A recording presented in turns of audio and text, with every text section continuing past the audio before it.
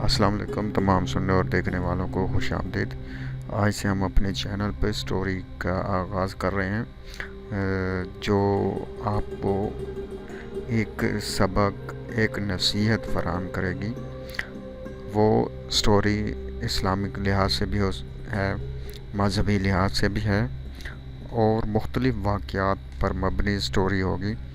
ہفتے میں کم سے کم 5 سٹوریاں لازمی ہم اپلوڈ کیا کریں گے، لیکن گزارش یہ ہے کہ آپ اس سٹوری کو پڑھا ضرور کریں تاکہ کوئی نہ کوئی سبق آپ کو ملے۔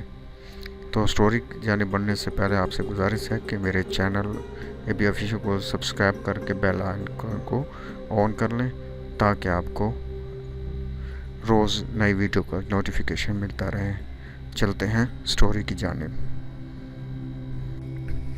نبی کریم صلی اللہ علیہ وسلم کی سیرت مبارکہ کا خوبصورت واقعہ۔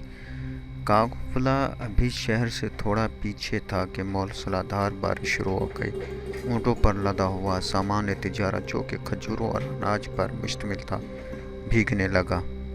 بارش سے محفوظ جگہ پر پہنچتے پہنچتے آدھا مال بھیگ چکا تھا۔ منڈی میں پہنچ کر تاجروں نے مال اتارنا شروع کیا۔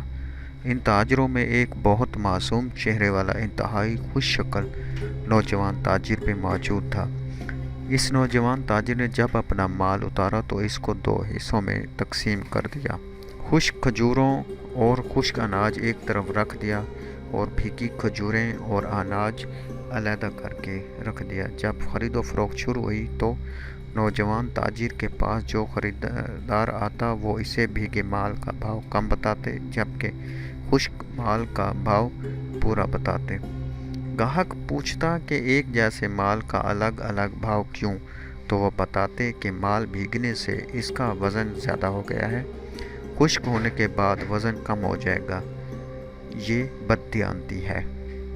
لوگوں کے لیے یہ نئی بات تھی۔ تھوڑی ہی دیر میں پوری منڈی میں ان کی دیانتداری کا چرچا ہو گیا۔ لوگ جوک در جوک معصوم صورت والے تاجر کو گرد جمع ہونے لگے۔ ان کے اخلاق کے گرویدہ ہو گئے۔ وہ معصوم اور خوش شکل نوجوان ہمارے پیارے نبی کریم صلی اللہ علیہ وسلم تھے۔ آپ صلی اللہ علیہ وسلم سے محبت کرنے والے درود پاک ضرور پڑھ لیا کریں۔ السلام علیکم ورحمۃ اللہ وبرکاتہ۔